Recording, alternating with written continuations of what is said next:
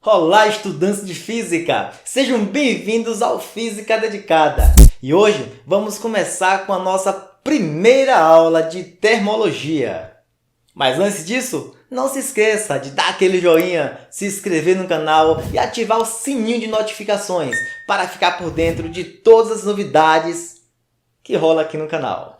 Já fez isso? Então vamos lá! Você sabe o que tem em comum entre chamas, aquecimento, gelo, pressão, vapor d'água? Você pensou em algo parecido com temperatura? Se pensou, está correto.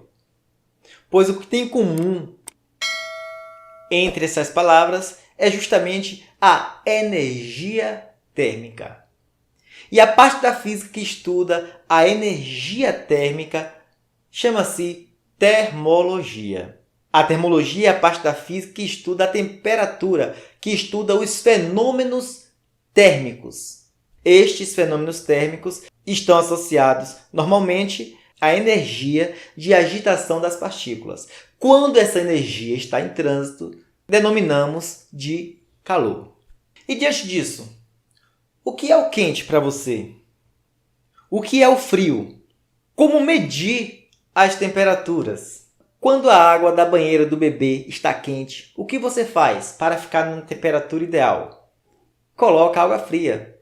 E o que acontece? Obviamente, a água que estava fria vai se aquecer e a água que estava quente vai ficar mais fria. Vão chegar num equilíbrio térmico. Então, a termologia é responsável por todo esse estudo que vamos começar a partir de agora. E para dar esse início, vamos falar sobre temperatura. Olhe para essa imagem. O que vem em sua mente? O que essa imagem te sugere?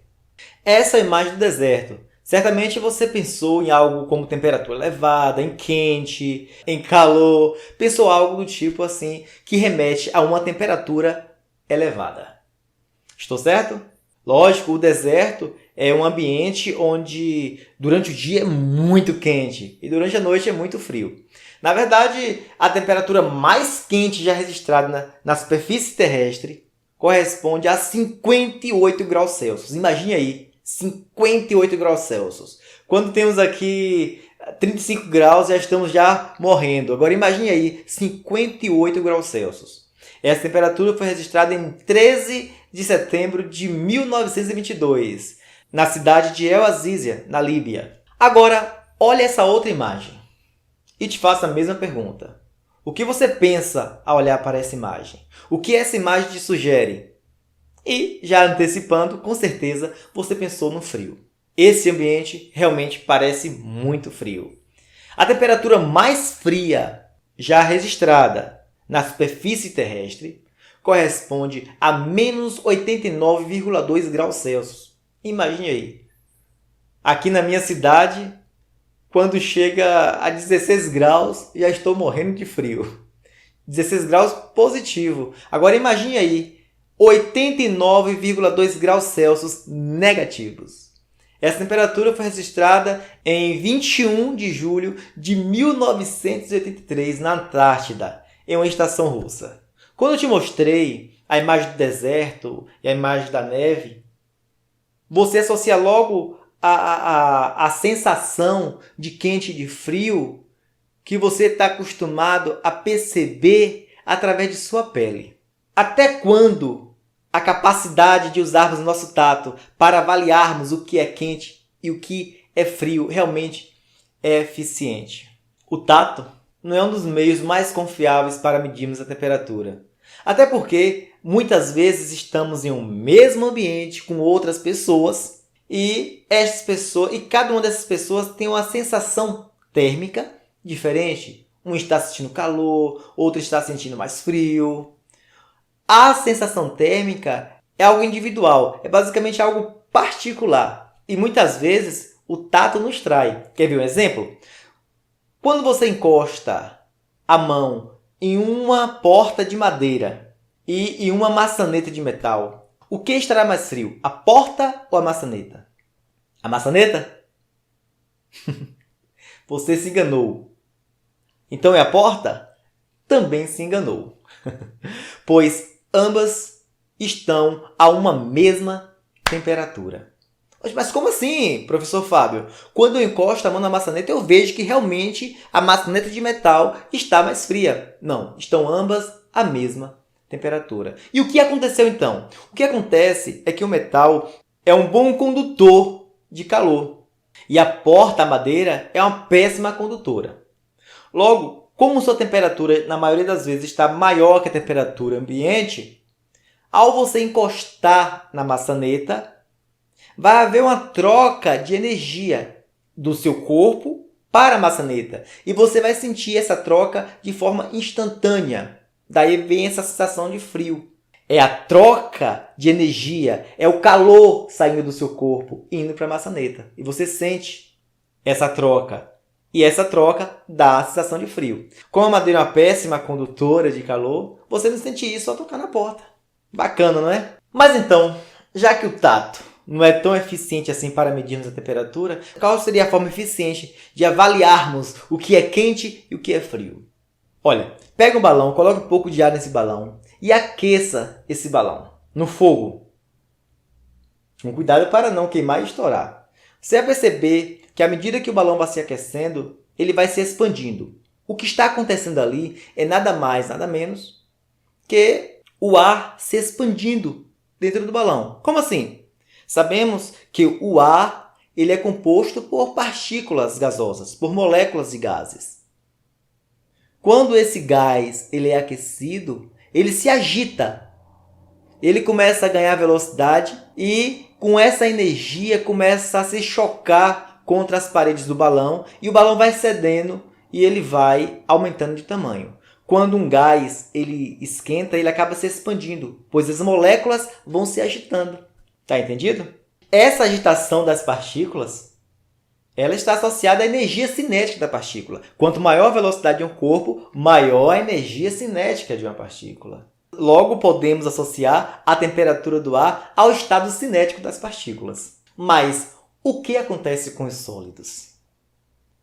Porque no ar tem as partículas e gases. E nos sólidos, onde as partículas basicamente não têm liberdade para esse movimento.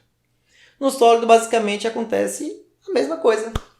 Só que as partículas elas se movem com menos liberdade, pois elas estão fortemente ligadas umas às outras. Aí ela vai ter uma vibração.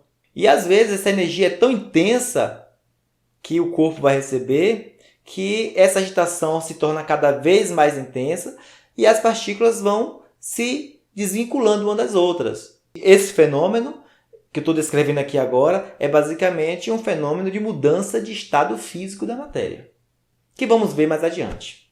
Então, o que é a temperatura? A temperatura é um valor numérico associado à energia cinética de um corpo. O que isso quer dizer?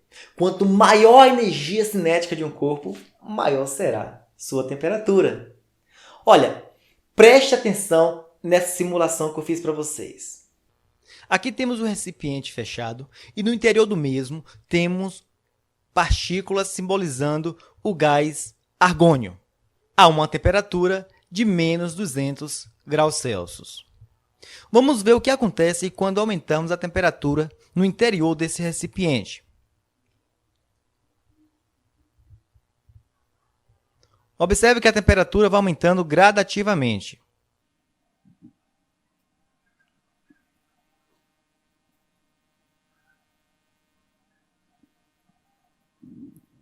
Pronto, aumentamos a temperatura para 25 graus Celsius. O que foi possível observar ao aumentarmos esta temperatura? É fácil ver que aumentou a agitação das partículas que simbolizam o gás argônio. A agitação dessa partícula é maior conforme for maior suas velocidades. Quanto maior a velocidade de uma partícula, maior será a sua energia cinética. Então é possível afirmar que aumentou a energia cinética das partículas. Aumentou a velocidade. Observe que aumentou o distanciamento entre elas e aumentou o choque dessas partículas com as paredes do recipiente. Agora vamos ver o que acontece quando diminuirmos a temperatura.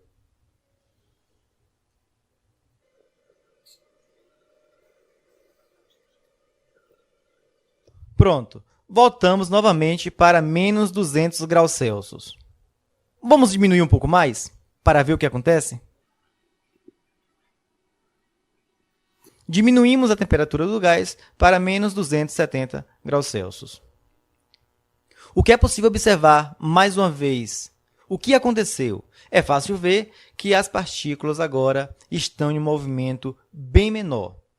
Elas basicamente vibram e não se chocam contra as paredes do recipiente. É isso aí. A temperatura é a grandeza física que caracteriza o estado térmico de um sistema. Agora vamos falar de equilíbrio térmico.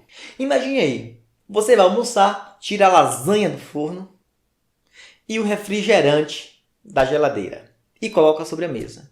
Mas aí aparecem alguns problemas para você resolver e você não almoça naquele momento. Quando você volta, você percebe que tanto o refrigerante quanto a lasanha estão à mesma temperatura. O que aconteceu? A lasanha que estava quente esfriou e o refrigerante que estava frio esquentou. É basicamente isso que acontece com os corpos quando colocamos eles em um mesmo sistema. A tendência deles é atingir a uma mesma temperatura. O que está quente esfriar e o que está frio esquentar. Isso ocorre devido a uma troca de energia entre esses corpos e o sistema. Então, dois corpos estão em equilíbrio térmico quando suas temperaturas são iguais. Observe essa foto aí do lado. Eu estou colocando água fria e água quente em um mesmo recipiente. Vai existir uma troca de energia entre essas águas. E elas vão chegar a uma mesma temperatura, atingindo o equilíbrio térmico. Agora, como medir essa temperatura? Para medirmos a temperatura de um corpo, precisamos de um segundo corpo que sofre alterações mensuráveis em suas propriedades físicas quando busca um equilíbrio térmico. O que isso quer dizer? Que eu preciso de um corpo que, na presença desse que eu quero medir a temperatura, vai ter alterações em alguma parte dele. Que vai ser no comprimento, se vai ser no volume, se vai ser na pressão. Essas grandezas físicas que eu citei são características físicas desse segundo corpo que pode alterar, que eu posso medir. E através dessa medida eu vou saber qual é a temperatura desse corpo. Isso é nada mais, nada menos que equilíbrio térmico. O corpo sempre vai tentar chegar a um equilíbrio térmico com o segundo ou com o terceiro. E eu vou usar esse conhecimento de equilíbrio térmico para medir a temperatura. Ele vai ter alterações em alguma parte física dele, em alguma propriedade física dele, e eu vou usar isso para chegar à minha conclusão de temperatura. E o nome que damos a esse segundo corpo que mede temperatura chama-se termômetro. Então, o corpo, o material, o corpo que utilizamos, a ferramenta que utilizamos para medir a temperatura, chama-se termômetro. O termômetro ele é constituído de uma substância termométrica, é a substância que vai sofrer alguma variação em sua propriedade física ao tentar chegar ao equilíbrio térmico, e essa substância vai ter a grandeza termométrica, que é a grandeza que eu vou medir, que é como eu já falei, que vai ser o comprimento, a pressão, enfim. Existem vários tipos de termômetro. O primeiro registro de termômetro é de 1597. É conhecido termômetro de Galileu, que é conhecido também como termoscópio de Galileu. Temos o termômetro clínico, termômetro de lâmina bimetálica, enfim, vários tipos de termômetro. Mas eu vou deixar para explicar para vocês esses termômetros na próxima aula. Então, nos aguarde e até a próxima!